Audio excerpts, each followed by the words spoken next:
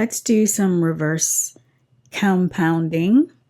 Let's say that you're a manager and you're responsible for investing some of your firm's cash, and you'd like to see what that's going to look like with a certain interest rate over a certain period of time. So let's start with some assumptions. And the first one is the amount wanted at the end. So this is the amount that you believe that you want to earn at the end of the period. And we're going to say 1 million. Okay. And your rate of interest, and we're going to say that perhaps we're looking at 6%. And let's say you want to earn this over 20 years. Now, what would you need to invest now would be your question in order to earn $1 million at the end of 20 years.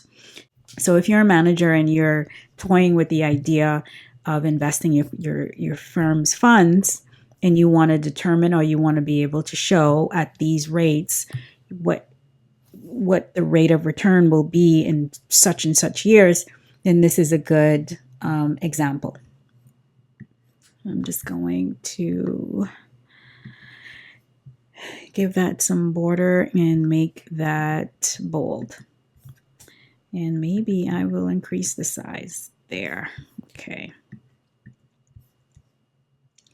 Now let's look at the amount you need, amount needed today.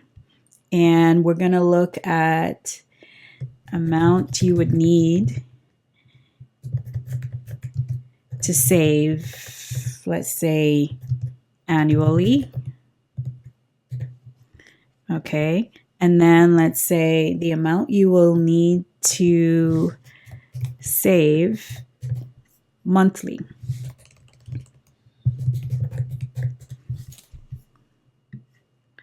So let's look from top to bottom. And we're going to start with, if I want to have $1 million in 20 years with an interest rate of 6%, how much money am I going to need right now? So for that, we're going to use a built-in function, nothing too fancy, but it is the present value function. And the first thing it's going to call for is the rate, and we know what our rate is. Our rate is 6%.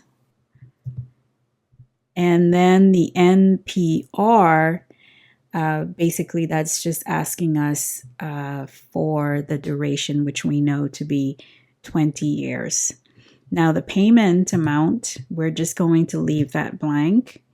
And I'm just going to put a comma there to skip over that and go right ahead to the future value. That's the FV, and I'm going to select that. And then I'm going to close my bracket. But first, before I close my bracket, if I don't put a negative here, this entire amount is going to come out to a negative value because of the way that the functions are designed in Excel. So if I hit enter now, I see that if I invest $311,000 today, I would end up with $1 million at a rate of 6% over 20 years. So now let's go ahead and calculate how much I would need to save annually to get to $1 million instead of investing $311 upfront. Now for that, we're going to use the payment function.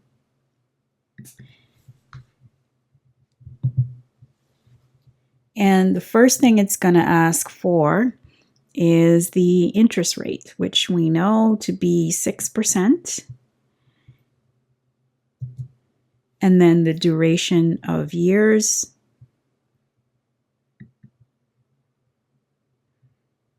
And then we're going to do what we did the last time and just skip over the present value. And then we're going to have, we're going to enter a negative future value. And that's it. So I would need to invest $27,184.56 annually in order to get to my goal of $1 million in 20 years. Now let's see what that works out to if we wanted to look at what we would need to invest monthly.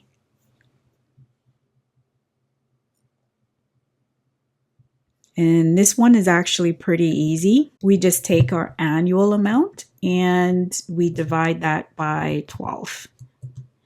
And there you go.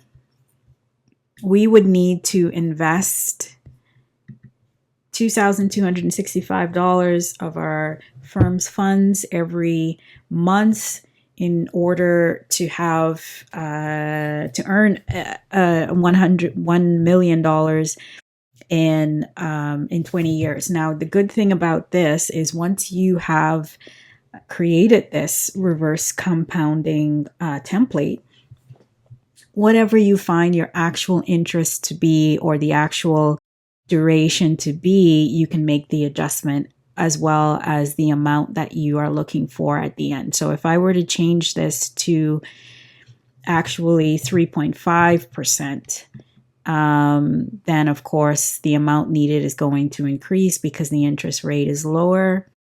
But if I also lowered my expectations to that 500,000 instead of $1 million, then it looks like my monthly and annual amounts are a little bit more manageable. And if I move this to, I'd like to have 500 over 30 years instead of 20 years, and it's even more manageable. Let's increase our interest rate again back to 6%. Oh yeah, so that's looking sweet. So there you go, reverse compound interest. Thanks for watching.